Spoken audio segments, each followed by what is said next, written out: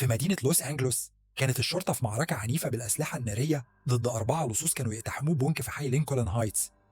2 من اللصوص كانوا جوه البنك بيراقبوا الرهائن، والباقيين كانوا بيشتبكوا مع الشرطة باستخدام بنادق آلية ودرع واقي كامل، وده اللي كان بيخليهم أقوى من الشرطة اللي معاها مسدسات بسيطة. لحسن الحظ فريق السوات وصل بسرعة. الضباط جيم وبريان نزلوا من الهليكوبتر بالحبال مع 2 تانيين ونزلوا على سطح البنك وبدأوا يحفروا لحد ما وصلوا لغرفة التخزين ولقوا طريق آمن للوبي باستخدام كاميرا تجسس خاصة. بينما فريق القناصة اتخذ موقعه على سطح مبنى مقابل، فريق تالت كان بيقترب من الأرض.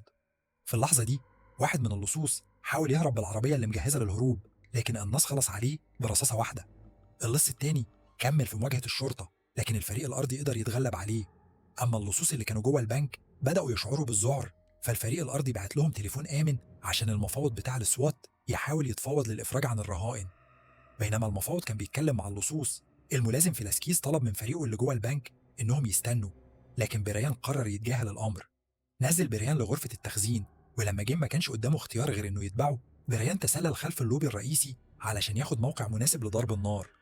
فيلاسكيز فضل يتصل ببريان لكنه اتجاهل كل المكالمات.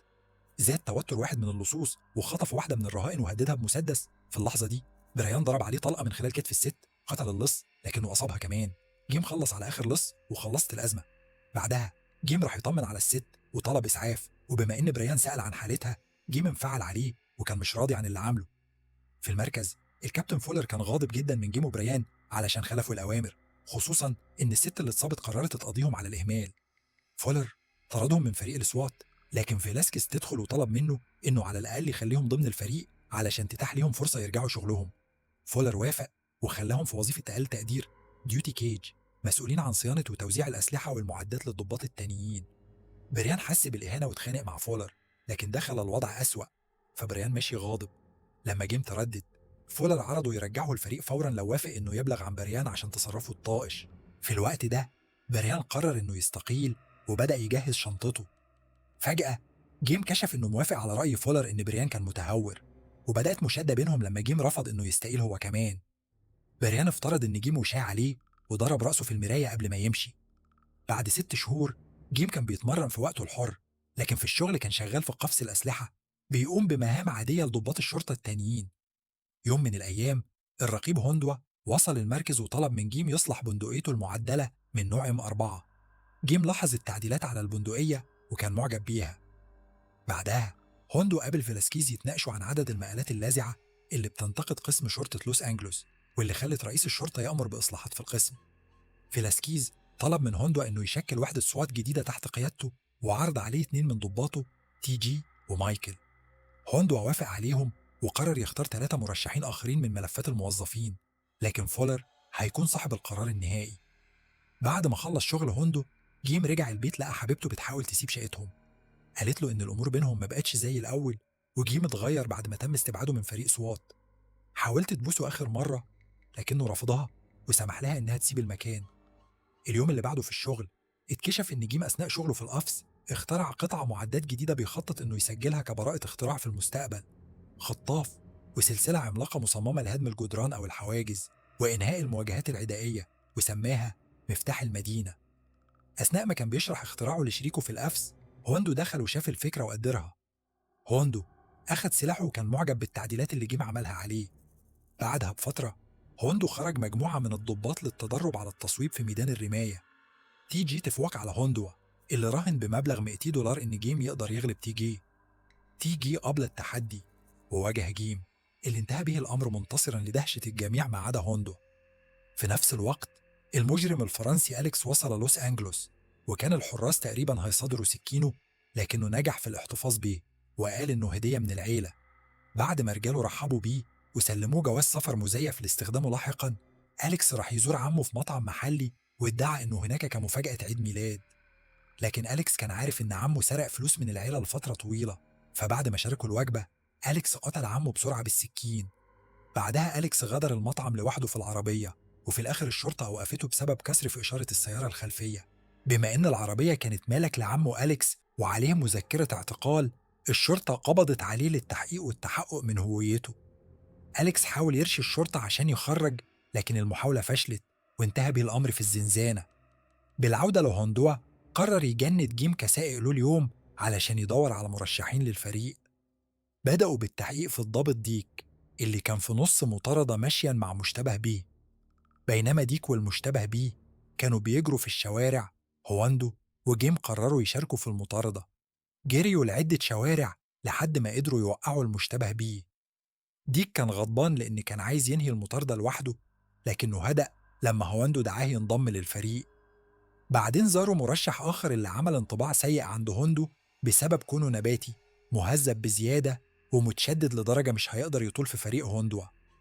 بعدها انتقلوا ضابط شرطة المترو اسمه كريس اللي تقدم وتاهل عدة مرات لفريق سوات، لكنه كان بيرفض باستمرار بسبب عدة شكاوى سوء تصرف مقدمة من مشتبه بهم لمكتب الشؤون الداخلية. عرفوا إن كريس موجود في قسم الطوارئ المحلي، ولقوا شريكه بيراقب بلطجي مصاب بكدمات متعددة في وجهه، هدية من كريس. هوندو راح يدور على الضابط واكتشف إن كريس هي امرأة، لأن كريس اختصار لكريستينا. ده خلى هوندو يدرك إن فولر على الأرجح استبعد كريس من فريق سوات بسبب جنسها، والشكاوى كانت مجرد ذريعة، خصوصا لما كريس وضحت له إن معظم الشكاوى ضدها كانت من مقاومة مجرمين ذكور عنيفين مش قادرين يتقبلوا فكرة إنهم تم التعامل معاهم بقوة من امرأة. هواندو عجبته على الفور وعرض عليها الانضمام لفريقه. لما رجعوا للمقر الرئيسي، جيم سأل هوندو إذا كان يخطط يلعب به يوم آخر، أو إنه هيقول له ليه أخده في جولة التجنيد دي. هوندو سأل جيم إذا كان عايز ينضم للفريق، ولما جيم تردد لأنه عارف إن فولر مش هيوافق، هوندو سأله إذا كان بلغ عن بريان.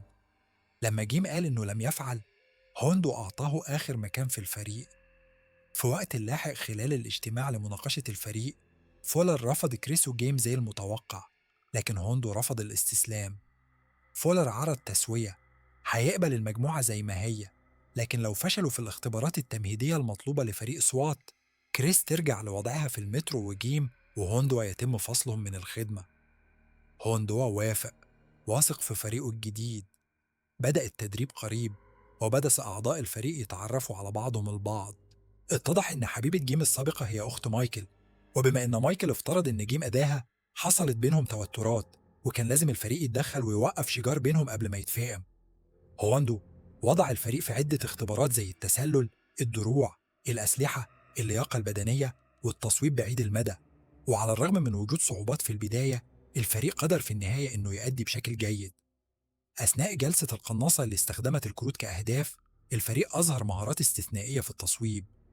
كمان قاموا بالتسلل إلى مباني فارغة في تدريبات محاكاة علشان يتعلموا العمل كفريق وإنقاذ الرهائن بدل ما يتعرضوا للقتل.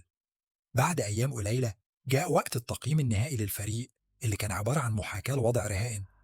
كان عليهم التسلل إلى طائرة مختطفة من إرهابيين اللي كانوا ضباط زملاء مسلحين ببنادق الطلاء.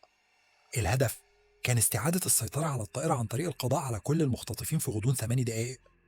أثناء مراجعة مخططات الطائرة، جيم لاحظ إن في نقطة دخول بديلة للطائرة محدش هيكون متوقعها، فتحة مصعد صغيرة مخصصة لصواني الطعام اللي محدش يقدر يدخلها. لكن كريس تقدر. الفريق قد مركبتهم تحت الطائرة وبدأوا يفتحوا فتحة فيها، بينما واحد منهم تسلق السطح علشان يستخدم النافذة لاحقة. بينما كريس تسلقت فتحة المصعد، الباقيين لقوا فتحة واكتشفوا فخ قبل ما يتفعل. في ثواني قدروا يعطلوا الفخ وعدوا لثلاثة علشان يهاجموا في نفس الوقت. مع انقسام الفريق في أنحاء الطائرة، قدروا يقضوا على كل الستة مختطفين بضربات سريعة من غير ما يخسروا أي رهائن، رغم إن تيجي أصيب بضربة كانت هتكون قاتلة لو كانت حقيقية. لإزعاج فولر، الفريق الجديد سجل رقم قياسي جديد. في الليلة دي الفريق احتفلوا بالأكل في كافيه مملوك لوالد ديك. بعد ساعات من الأكل والشرب، معظم الفريق رجعوا البيت ما عدا كريس وجيم اللي راحوا للبار المفضل لجيم. بينما كانوا بيشاركوا مشروبات أكتر، بريان قطعهم وبدأ يتبادل تعليقات سلبية مع جيم لحد ما قرر يمشي. في طريقه للخروج، بريان كسر صورة له مع جيم على الحائط. بالعودة لجيم، حاول يتقرب من كريس، لكنها رفضته قبل ما تدعوه لحفلة عيد ميلاد بنتها. في الوقت نفسه، أليكس حاول يوظف محامي، لكن مفيش حاجة قدرت تعملها له، فتم نقله قريبا.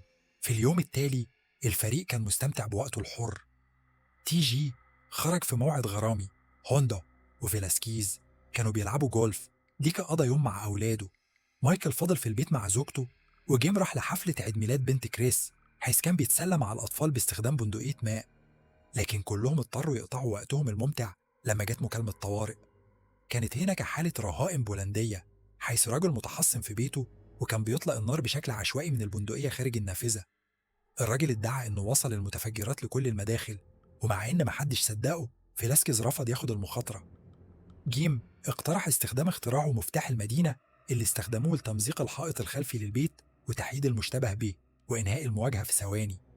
لاحقا في قسم الشرطة، نائب اكتشف بعض التفاصيل عن الهوية الحقيقية لأليكس. المعلومات تم إرسالها لفيلاسكيز اللي طلب من وحدة هوندو اعتراض ومرافقة الباص اللي بينقل أليكس. في الوقت نفسه عصابة أليكس علمت عن عملية النقل، فاتنين منهم تنكروا كضباط شرطة واستخدموا سيارة شرطة مسروقة لإيقاف الباص.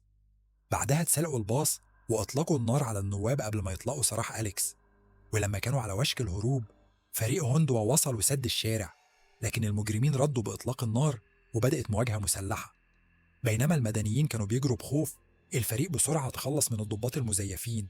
وعندما حاول أليكس الهروب في سيارة الشرطة المسروقة، الفريق أطلق النار عليها لحد ما اتحطمت ونجحوا في القبض عليه مجددا. بعد كده اتضح إن أليكس مجرم دولي مطلوب في أكتر من 12 دولة بتهم زي القتل، تجارة الأسلحة والتهريب. الصحفيين كانوا بيتابعوا القضية عن قرب، وعندما كان بيتم نقله لزنزانة، أليكس استغل الفرصة وواجه الكاميرات وقدم عرض بمبلغ 100 مليون دولار كجائزة لأي حد يقدر يخرجه من السجن. القنوات التلفزيونية كلها كررت الادعاء مرارا وتكرارا بعد ما أكدت إن أليكس عنده الإمكانيات المالية لدعم وعده، وجذب اهتمام كل الخارجين عن القانون في لوس أنجلوس. فريق هوندوا كان محبط بسبب ده، عارفين إن ده هيصعب شغلهم أكتر. بعدها وحدة هوندو طلعت على السطح لنقل أليكس بطائرة هليكوبتر، لكن لما الطائرة كانت على وشك توصل، فجأة اتصابت من قناص غير مرئي. الطائرة فقدت السيطرة وغريبا اتحطمت في الشارع حيث انفجرت. الفريق أخد أليكس مرة تانية للداخل وصنع خطة جديدة، هيخرجوا المجرم بسيارات وموكب. غادروا بالسيارات والدراجات متجاهلين المعجبين المجانين اللي عايزين يجذبوا انتباه أليكس. اضطروا يتوقفوا لما لقوا راجل مشرد بيعدي الشارع ببطء شديد، لكن ده اتضح إنه كان فخ. وسرعان ما بدأت مجموعة من أفراد العصابات مهاجمة الشرطة، في حين إن الشاحنات اصطدمت بسيارات الشرطة. بقية المجرمين بدأوا يطلقوا النار ويرموا قنابل دخانية اللي تسببت في مقتل ضابط شرطة على دراجة نارية وإصابة 2 آخرين. لكن لما حاولوا يحصلوا على أليكس اكتشفوا إنه مجرد دمية. اتضح إن السيارات كانت فخا للتمويه، وأليكس كان يتم نقله عبر منطقة وصول خاصة تحت الأرض إلى سيارات غير مميزة مركونة بعيدا عن المقر الرئيسي بعدة شوارع، بينما كان فيلاسكيز يراقب من الجو. على مدى عدة أميال خطة هوندو سارت بشكل جيد، رغم إن أليكس كان مستمر في إهانتهم وعرض الأموال عليهم. لكن عند عبورهم النقطة التفتيشية الثانية، فجأة تي جي وقف السيارة ووجه سلاحه نحو فريقه بعدما قرر قبول عرض أليكس.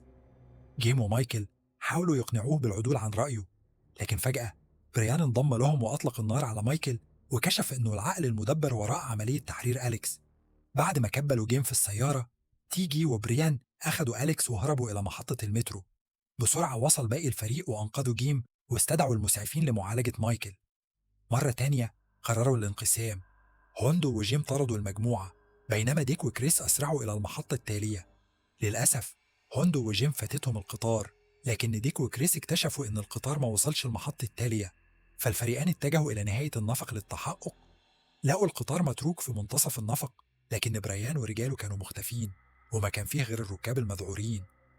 السائق أشار لهم على فتحة لتصريف المياه فدخل الفريق، وده تسبب في انقطاع اتصالهم بتردد الشرطة. في الوقت نفسه فولر اكتشف خيانة تيجي وتورط بريان، واشتبه في إن الفريق بالكامل قد يكون جزءا من عملية تحرير أليكس، خصوصا بعد انقطاع اتصالهم. لما عرف إن مهبط طائرات غير مصرح به تم تشغيله في مطار هوثورن، اشتبه إن ده هو المكان اللي بريان متجه إليه، فأرسل كل الوحدات المتاحة هناك. في حين إن الفريق كان بيتبع المجرمين عبر أنفاق الصرف الصحي وتجنبوا الخفافيش، بريان أعد فخا بعبوة ناسفة من نوع كلايمر وقنابل دخانية، رغم إن تيجي ما كانش معجب بالخطة. فريق هوندوا تجاهل الدخان واستمر، ولما كان ديك على وشك تشغيل الفخ، جيم أوقفه في الوقت المناسب. أثناء ما جيم فكك العبوة الناسفة، كانت مجموعة بريان وصلت لنهاية النفق وقفلت الباب وراءهم قبل ما يغادروا المكان. في النهاية فريق هوندوا وصل لباب ثقيل مقفول، لكن لحسن الحظ جيم قدر يستخدم عبوة الكلايمر لتفجيره. بعد كده أجهزة الاتصال اشتغلت تاني، وهوندو شرح لفولر اللي حصل وطلب منه يرسل مركبات لنقل الفريق، لكن فولر فقد الثقة في هوندو وأمر الفريق بوقف المهمة. هوندو تجاهل الأوامر والفريق استولى على ليموزين كانت معدية. أثناء التحرك كريس لاحظت طائرة منخفضة الارتفاع فوق المدينة، ففهموا إن الطائرة دي خطة بريان لإجلاء أليكس، وإن المطار كان مجرد تمويه. الفريق على الفور تبع الطائرة اللي كانت بتهبط على جسر شارع السادس. بريان ورجاله أسرعوا وأخذوا ملاك الطائرة المرعوبين كرهائن وصعدوا على متنها استعدادا للهروب. الفريق قاد الليموزين للجسر، ولما اثنين من المجرمين أطلقوا النار لتفجير الحاجز، هواندو عبر الحاجز بدون تردد. الشرطة حاولت إيقاف الطائرة بإطلاق النار عليها، ولما المحاولة فشلت هوندو صدم عجلات الطائرة قبل ما تقلع، مما تسبب في تحطمها. بدأت مواجهة مسلحة جديدة بين فريق سوات ورجال بريان، وخلالها كريس أصيبت في كتفها. أليكس حاول الهروب، لكن ديكا طرده ماشي وقدر يقبض عليه فورا.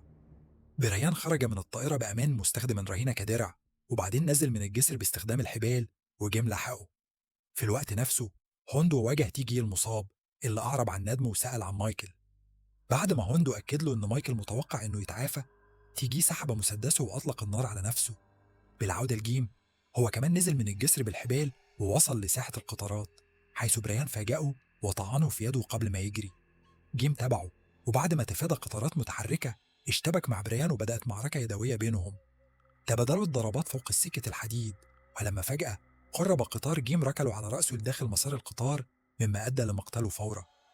بعد ما انضم جيم لفريقه على الجسر، فولر وصل وهنأ الكل على عملهم الممتاز، لكنه أشار إن المهمة لسه ما انتهتش. أليكس كان لسه في حوزتهم واحتاج إنه يتنقل لسجن اتحادي، فالفريق أخذ شحنة سوات لنقله للسلطات. لاحقا، وبعد ما نجحوا في تسليم أليكس، وصل بلاغ عن سرقة في قيد التنفيذ عبر تردد الشرطة. هواندو أشار إن ورديتهم من الناحية الفنية انتهت من 12 ساعة، لكن الفريق المرهق قرر التوجه لمهمتهم التالية بكل الأحوال.